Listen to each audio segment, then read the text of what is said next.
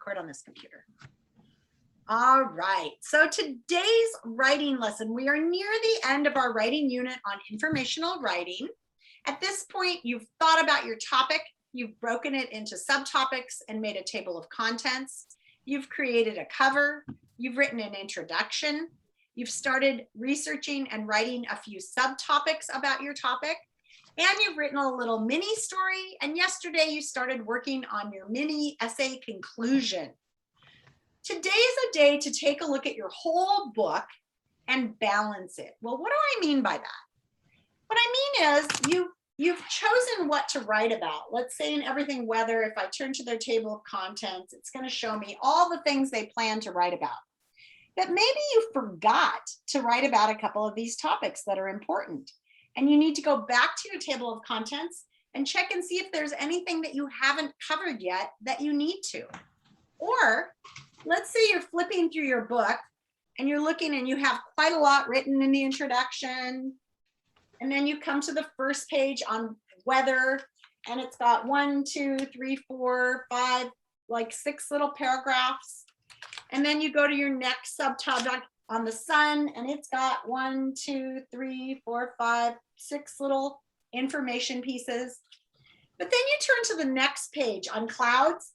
And let's say you forgot to write about clouds and you find you only have like 1 or 2 things written or not much information at all.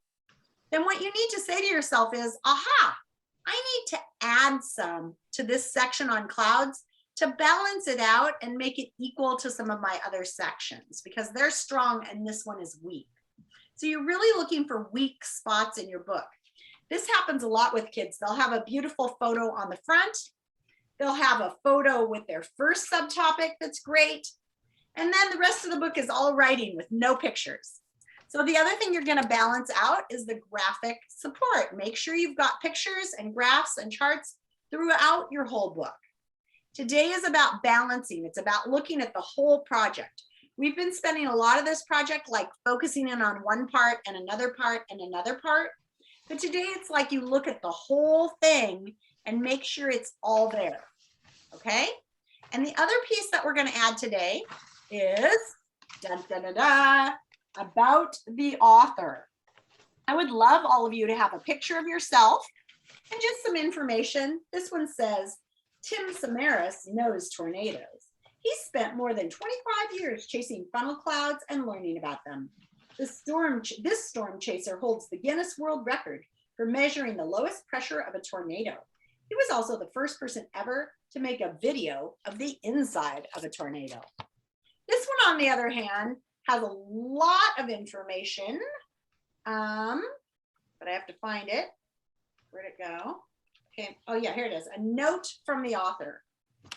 And it's a little bit different. It's kind of like the author is writing to the audience. So on this one, it says a note from the author.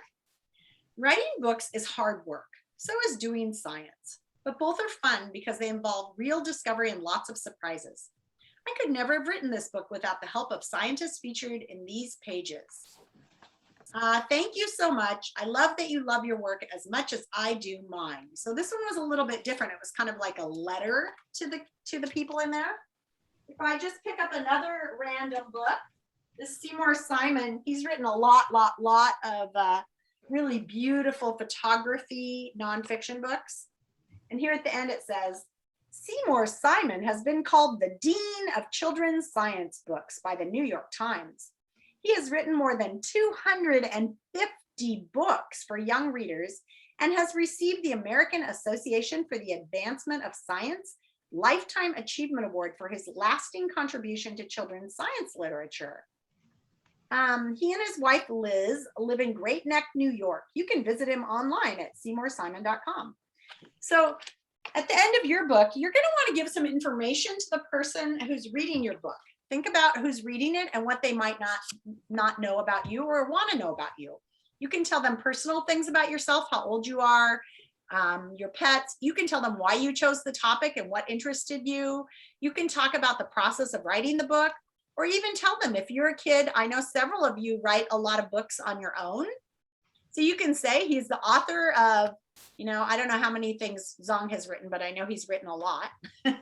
5 other novels, or this person is currently working on their first novel, or whatever you want to say. So about the author. So we're doing those 2 things today, looking at our big project, trying to fill in anything that hasn't been written yet, and writing about the author. I know it's really hard to finish a project like this, but we've been working on this book for a long time. This is actually our 4th week of working on this book. And by the end of 4 weeks, whatever we have done is going to be enough. Unless you are working at a different rate, I'm asking you to submit this book on Saturday.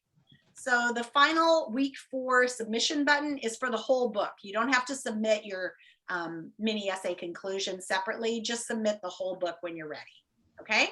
And then next week, I'm going to schedule you, and our Zooms next week are going to be you guys presenting your book.